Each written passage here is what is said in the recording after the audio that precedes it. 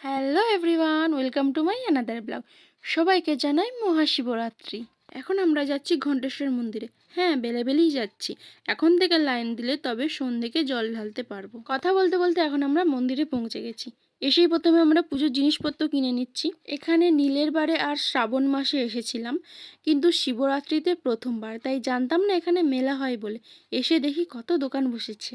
প্রথম বছর হানুয়াতে আর দ্বিতীয় বছর রাজহাটির মন্দিরে ঢেলেছিলাম, কিন্তু এই বছর ঘণ্টেশ্বর মন্দিরে আসলাম। হুগলির শুধু তারকেশ্বর নয়, এই ঘণ্টেশ্বরও নাকি বিখ্যাত।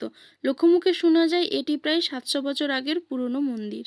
এই রত্নাবলী মন্দিরটি হচ্ছে 51 সতীপীঠের মধ্যে একটি, যেখানে দেবীর ডান কাঁধ পতিত হয়েছিল। এখনও তেমন ভিড় হয়নি রাতে জল ঢালা বলে, নালে পুকুরের ওই পার পর্যন্ত লাইন চলে যায়। এখন আমরা পুকুর থেকে জল এনে মন্দিরের সামনে বসে আছি। তিথি পড়লে তারপর জল ঢালবো। আমরা যেহেতু এক প্রহরেই জল ঢালবো, তাই পঞ্চামৃত রেডি করে নিয়েছি। পঞ্চামৃতর মধ্যে আছে জল, ঘি, দুধ, মধু, দই।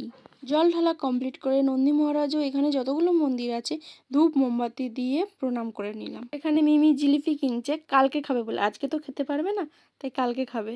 এত মিষ্টি খাওয়ার নেশা ওর। মন্দির থেকে বেরিয়ে আমরা একটু বাজারে ঢুকেছিলাম কিছু ফল কেনার জন্য। আজকে রাতটা ফল খেয়েই থাকতে হবে, এবং কালকেও যতক্ষণ না তিথি কাটে শুকনো খাবার যেমন লুচি, রুটি এইসব খেয়ে থাকতে হবে। আমরা টোটোয় করে বাড়ি ফিরছিলাম, আমাদের গলার আওয়াজ যা পেয়েছে আমাদের পেছন পেছন ছুটতে ছুটতে চলে আসছে। আর তোমাদের সঙ্গে তো একটা কথা শেয়ার করাই হয়নি, আমাদের ঘরে একটা ভোলু ছিল, নিশ্চয়ই দেখেছো, তার ভিডিও ব্লগে আরে দিয়েছি। ও না পৌষ সংক্রান্তির দিন মারা গেছে রাত্রে। ওই দিন সকালে ডাক্তার আনা হয়েছিল, ডাক্তার বলল একটা ভাইরাস হয়েছে আর খুব বমি করছিল, আর রাত্রেই তারপরে মারা গেল। তার কিছুদিন পর থেকেই দেখি এই ভোঁদু আর ভুলি আরেকজন আছে, দুজনে আমাদের গেটের সামনে এসে বসে থাকে, খাবার দিলে খায়। যেখানেই যাব আমাদের পেছন পেছন আমাদেরকে এগোতে যায়, আবার আসার সময় আমাদের পেছন পেছন আমাদের ঘরকে আসে। বাড়িতে এসে বাড়ির একটা শিবলিঙ্গ ছিল, সেখানে ধূপ আর মোমবাতি জ্বেলে দিলাম। আজকের মতো এখানেই। ব্লগটা কেমন লাগলো জানিও, আর বেশি বেশি লাইক করে দিও। টাটা।